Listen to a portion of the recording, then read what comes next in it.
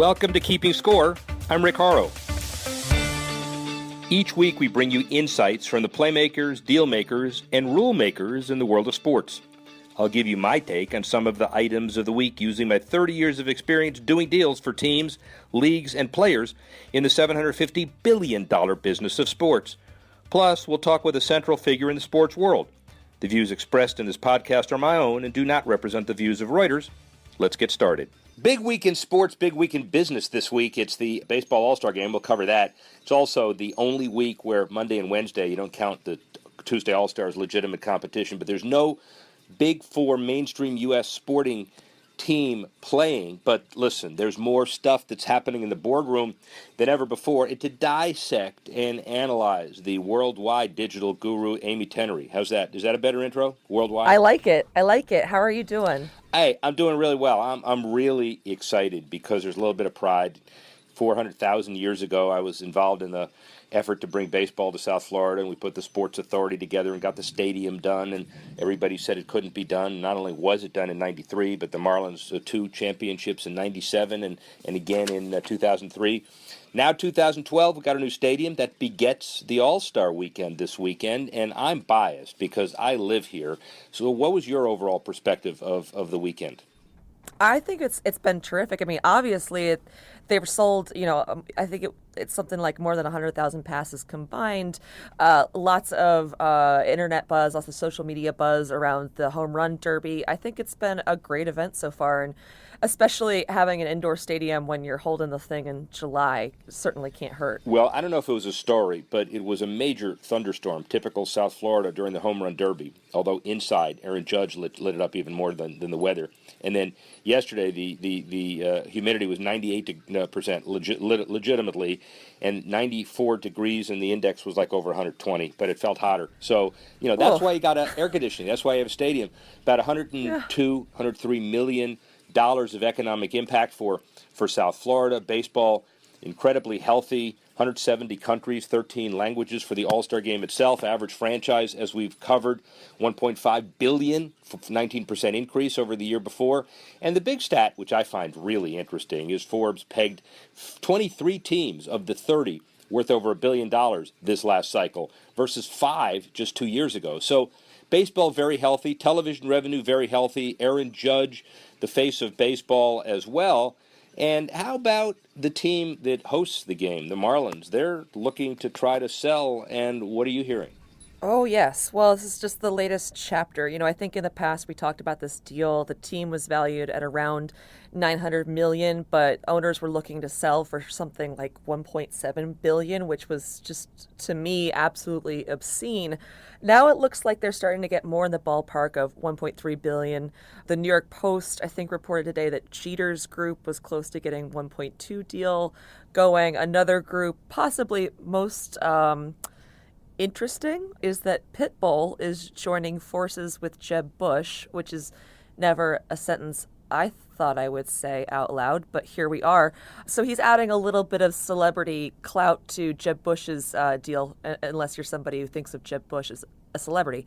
So, I'm interested to hear your take on this. Do you think having a local celebrity like Pitbull, he's obviously beloved by the city, he's a hugely successful performing artist, is this actually going to make a difference, or is this just, a little all sparkle and no substance? I know a couple of things. One is that after talking to David Sampson, the president of the team, and we'll have that for you guys as we post this on our site, he's talking about how he's been very happy with what he's done, although he could have done better. It sounds like a guy that's ready to move on.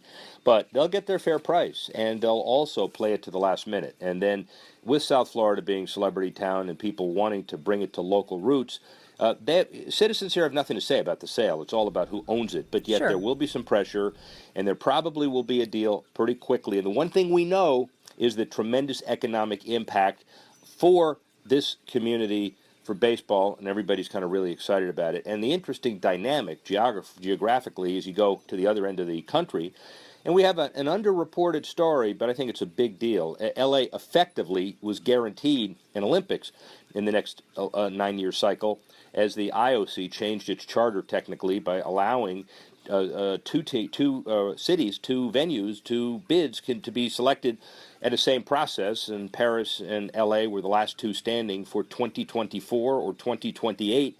To me, doesn't matter which one it is. 4 more years means more planning. People will want to get it early. It's immediate gratification, but it doesn't matter. We've had a lot of strikeouts. It looks like L.A. is finally hit gold again for the next decade. Yeah, and I love this, not only because I'll be at least somewhat close to this time zone where they'll be hosting the events, but I love this because this is a city that's not going to have to build all of their stadiums and venues from scratch, like we saw with Rio, where they had to build everything from the ground up, and the city was left with a tremendous amount of debt in the process. Here in Los Angeles, you've got the Coliseum. The Rams are building their new $2.6 billion stadium in Inglewood. Obviously, USC, UCLA could potentially be, venues that could host some athletic events. So I'm hoping, and maybe you can sort of shed some light on this, that in this particular case, we'll see a city that doesn't have the same economic bite taken out of it as a result of the Olympics, as we've seen so many times before. Hey, it's a big risk. What the IOC is doing with LA, certainly, and a lesser extent Paris, is taking the safer route. If you don't build a lot of facilities just for the games, then you don't have a negative legacy after the games leave, and you might have some upside. The dorms at a Olympics usually get turned into housing. You have a new transportation system. You have new venues, but Rio and Athens struck out on all that. So did Beijing. Sydney did a good job. London did a good job. We think that Paris and LA will look more like the good ones than the bad ones. On the other hand, if you want to do a legacy, an Olympics is one of the things that can kickstart people into doing something. But as you said, didn't work in Rio. And in this day and age, with real significant debt, you probably want to take the easy way out. Yeah, definitely. Well, how about we go across the pond now? Yeah, good segue. Across the pond. I am excited because I lose more tennis matches than I win on a weekly basis. And now I have a lot of company at the highest levels, as the storyline at Wimbledon is, at least on the men's side, most of the top 4 guys are out. Djokovic by injury, Murray by beaten by an American, Sam Querrey, which is interesting. And Nadal beaten by an unseeded guy in a 15-13 best-of-5 fifth set. Amazing drama, middle of the week. It doesn't matter. People will hear this whenever they hear it, and they'll know what the results are. But economically, the deal is a lot of backlash against these players who are getting injured and walking away. Guys like Federer, who really respect the game. Ironically, he's there till the end. He's looking for his 18th Grand Slam. But it's a time maybe to pass the torch from the old guard to the new guard. What's your take on Wimbledon? Well, I think there's a tremendous amount of pressure to show up, and especially for these Grand Slam events. This is when they get their face time, and they hope that they can stick around for long enough that they're on enough people's TV sets, and maybe that helps with their endorsement deals. I just think, as with every sport, and I think maybe we see this more with football, I think it's tremendously unfortunate that you so often see these athletes feel like they need to play through injury just to remain relevant. That is especially the case with tennis, when you kind of on your own. You don't have a team to carry the torch for you when you need to tend to, an injured limb or whatnot. But, for all the backlash, this has been a really exciting Wimbledon. I think that's great for the tournament itself. I think Nadal was out in pretty epic fashion. I think the Murray game was a huge stunner. And as you mentioned, Querrey is, possibly an American revival story. We have Venus performing quite well. So, my hope as a fan is that the injuries don't overshadow the entire tournament. But and good point. As you look at Venus Williams, 37 years old, doesn't seem to deter her. Serena, probably after she has her child, coming back. There's a way that athletes who really revere their bodies and know how to take care of them really survive and thrive at the top, which is an interesting segue. Our interview today is a little different in the sense that it's not a household name, but that's what the show is all about as well, to discover some. This guy was president for North America of a company called Catapult, which is the Idea Innovator of the Year by Sports Business Journal in 2013, and it is medical measurement scientific devices that can actually be put on uniforms to measure health, injury prevention, stress. It's a really kind of interesting product. The Red Sox have adopted it. A lot of other teams in baseball have adopted it, and he's expanding beyond that. And in this day and age of people getting injured, not only the weekend warrior, but the player making $10, $12 million a year, it's important to have the best devices close at hand. Brian Kopp, president of Catapult North America, is such an executive. Let's hear from him now. Talk to us a little bit about Catapult, where it's been, where it's going. Sure. So Catapult is an Australian-based company, and what we do is wearable analytics for elite and sub-elite and eventually just about every athlete. So what we do is we have a wearable device that we create, but it's really about data we can capture off athletes while you're playing the sport. So there's a lot you can do in a lab, but what we do is we have wearable device you wear while you're actually out there playing the sport, and it's around monitoring what you do, increasing your performance, trying to mitigate risk of injury, and when you are injured, get you back on the field. So this is one of those devices that can't be very intrusive, or people wouldn't be wearing them. Correct. So tell us about it. Sure. So it's a device that you wear in a compression shirt. There's an example. I'll give it to you. So not very big. You wear it on your back between your shoulder blades. And what it captures is all the micro movements of your body. So it knows when you're running, speed and distance. It knows when you change direction. It knows when you're jumping. And it collects all this data on that device, or it can stream it live onto a software. So you know in practice what you're doing, in games where it's allowed what you're doing. And with this one device, we can measure a lot about what the athlete's doing when they're actually out there playing the sport. How many competitors are in the space with you? Is this it? No, we're by far the market leader. We have 1,200 clients around the world. I think the next closest competitor has 200. So we've been doing this for a decade in Australia, out of Australia. Here in the U.S., it's really grown in the last couple of years. So there are a lot of emerging companies trying to put sensors on athletes, but to us, it's not about the hardware. The hardware is an enabler to getting the data. So we spend a lot of time on analyzing that data. It's why we're here at this conference, trying to talk to people that can help us take it to the next level. So it's really, this data allows us to get the data we need, this device does, but it's really about what you do with it and make it as specific to the Well, let's talk about both of those, though. What is the biggest market disruptor, point of uniqueness down the road for you? Is it the flexibility of the device itself, or the diverse application of the data that you receive? We always thought it was going to be about the device becoming commoditized. We think that's less likely just because there's only so far you can go with the devices. We really think it's going to be about the data, making it sport specific. So we do a lot of work on turning our analytics into something that's specific to a sport like basketball, football, hockey. A new sport we're going to work in is baseball. Major League Baseball is allowing these devices to be worn in games this year. So being able to get that type of data in games for a sport like baseball is brand new. So it's going to be about analytics, but it's also going to be about connecting the dots with other parts of what you do. So we last year acquired Exos, which is a video platform company. So taking the data we have, connecting it with video, so not just how hard were you working, but what were you doing. Let's go look at the video of that instance as well. So Brian, tell me what you think is going to be the easiest path for universal adoption at the sport level. Are the teams going to mandate their players wearing it because they see it as a competitive advantage? Are the leagues going to say you ought to wear it? Are the insurance providers? Who's going to push it to the next level? Yeah, it's a good question. We're talking to all of the leagues at various stages about how it benefits their athletes. We're obviously working a lot with the teams. I think the players have to be part of the conversation. You're putting this device on a player. So the players union, getting them comfortable with the device, showing them that it's a value to them, showing them that it helps them to extend their career, it helps them get back on the field and ultimately sign a next big contract if you're a professional player. But even down to the youth level, we're starting to work with high school athletes to say, hey, it's not just about increasing your performance, but how hard are you working? Let's not overwork high school kids that are trying to make it to the next level, or what they're doing throughout the chain. So I think there's going to be a lot of people involved in the conversation, as there should be.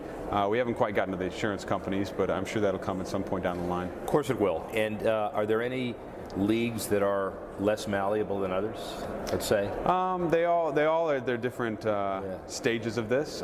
In college, we're allowed in games, which is great because then we can look at game and practice data. In most professional leagues, we're not yet, but that's a conversation we're having with both the leagues and the players' union to answer questions, because they should ask questions. It's a new information. You don't want it to be used the wrong way. You want the athletes to be comfortable with it. The teams get value. The leagues be comfortable. So, like I said, Major League Baseball is allowing it in games. Some of the other leagues are not quite there yet, but we're in those discussions. And without getting inside baseball, so to speak, what's the prototypical business deal that you would put forth with a team or a league or an individual? So we have a subscription model. So what we provide is not only a hardware, but also software and a service. So they pay us a subscription license, an annual license, which typically gives them access to not only the hardware, but our software and our support resources, because we have a number of analytics, sports scientists on staff that provide support. So it is a software model that we provide to people. Are we going to transcend into the consumer market in the not too distant future like a Fitbit, or is there a line that you're drawing?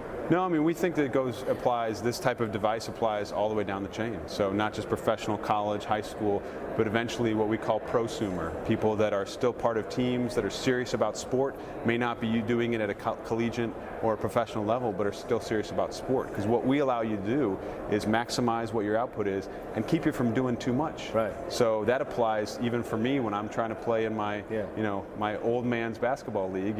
It still applies to making sure you don't push yourself too hard. That's a greater segue to an even older man. So what about lazy people who just want to make it look like they know what they're doing, right? There you go. We can. I'm sure we can come up with something. Yeah, exactly. The remedial version, ladies and gentlemen.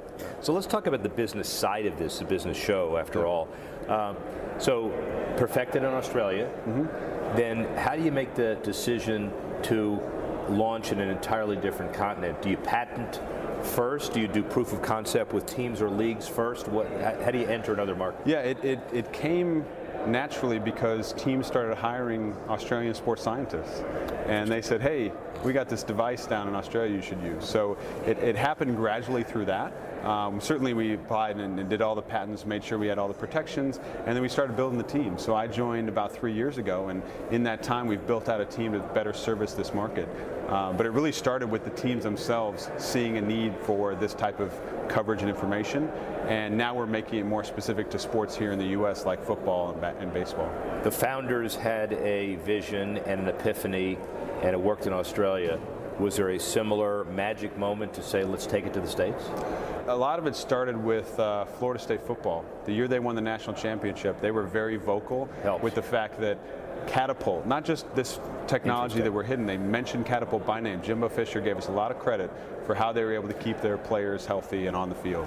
And that was back in a few years ago, and it kind of took off from there, because once that got out, everyone's like, what is this this Australian mystery technology that's helping everybody out? Are you guys past the point of the normal angel investor scrambling for money process? Yeah, I mean, we're actually a publicly traded company in Australia.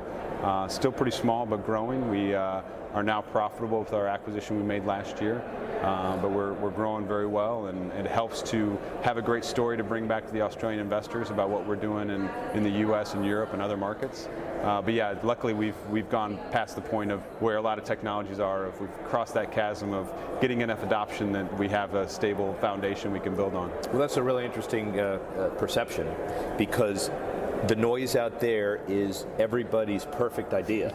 And the smaller sound, the crickets you hear, are the perfect ideas going to market. Yeah, well, it's what we hope that we've built over time with the clients we have, the credibility we have, is a platform that we're always looking around to see what those ideas are, because if we see a good idea, we can enable it on our platform. And rather than these companies out here starting from scratch, you now have a universe of 1,200 clients, diversity around the world that you can leverage off of the Catapult platform. Are we moving toward an era in your world with one device fits all? Do we have some common thing that can tell time and do everything else, or is that just not something that's... No, I mean, you hear people say that there'll be multiple devices all over a player or an athlete. I think that's hard. I mean, people don't want to wear many things. I think our device is worn with a compression shirt. One of the things we're looking at right now is how the smart garment industry is evolving. So can we integrate what we collect, which is what your body moves, with what garments collect in terms of your heart rate, your breathing rate, and how your body responds to that movement. If you have those two pieces together, you have everything you need. So an entrepreneur who is a classic entrepreneur for a couple reasons. You got a product that proven, but not here, and then you take it here. What does somebody in your position worry about when he gets up in the morning? Many things. Business-wise. I'm not interested. We don't have enough time for the other. Worried about what my 5 kids are up to, but yeah, right. I think that the biggest challenge we have is there's so many opportunities that we got to prioritize them. Yeah. We don't want to go after too many things. Good point. That we delude ourselves. There's also an element of what else is out there, what's around the corner that could be disruptive, and luckily we've got to the point where it'd be very difficult to disrupt our position, but that's where we want to look out to make sure if there are disruptions, let's be in front of it, and let's make that let's be a part of the disruption rather than making it happen to us. And I'm sure entrepreneurs have a collateral issue and concern about making sure you cover the market, stay ahead of your competitors, and not get out there so quickly you're diluted or overexposed. Yeah, absolutely. I guess that's one of those issues, along with your 5 kids, that deals with itself. All right, where are you 5 years from now? I think that we are everywhere. I think that we're at every sport. I think we're in games and practice. I think that when you go to play pickup basketball, we're there. We want these devices to be on every athlete that's playing, that is serious about sport. And if we accomplish that goal, it'll unlock so much information to help athletes, to drive into new areas, to eventually change the way the sport is played, potentially change the rules of the sport to make it safer. So there's a lot of ways that we can do, and I think you'll see that in the next 5 years. And just another sales question relative to the next 5 years. Yep. Volume sale, league down, advantage of that is you're sold in all the time versus the kind of competitive advantage, I want to be the first and be out ahead of everybody. How do those two juxtapose in your world? Yeah, it's interesting because we're doing both a bottom-up and a top-down approach because the answer is whatever approach gets us in the door. So we're having league-wide discussions, not only in this country but around the world, where there's a media angle to it. You put a device on a player and you're putting stuff on TV. You see that more in international markets than you do here yet, but that's a top-down approach that provides value, opens up new value, gives you that volume. But also we do the bottoms up because it's important that each individual team understands and uses this data. The competitive advantage is interesting because this is a very personal device. What it measures from you is very different than what it measures from me. We could do the exact same drill and the outputs be slightly different because our bodies are different. So it's a very personal device. So we still want to make sure that we're providing that bottoms-up approach to helping the teams unlock value. But the top-down is important too because the leagues are around the world and the rights holders are going to be a big part of this. So ladies and gentlemen, in a tempest of everybody's perfect ideas, this one stands out as far as ingenuity, commitment, and it's really in the market and it really works. Ron, thank you very much. Thanks for having me. Ryan Kopp. Thanks for listening to this edition of Keeping Score. I'm Rick Horrow. The producer of the show, Alex Cohen. Associate producer, Bethel Habte. Assistance provided by Tanner Simpkins and Carlos Waddick. And the executive editor of Reuters Digital, Dan Colarusso.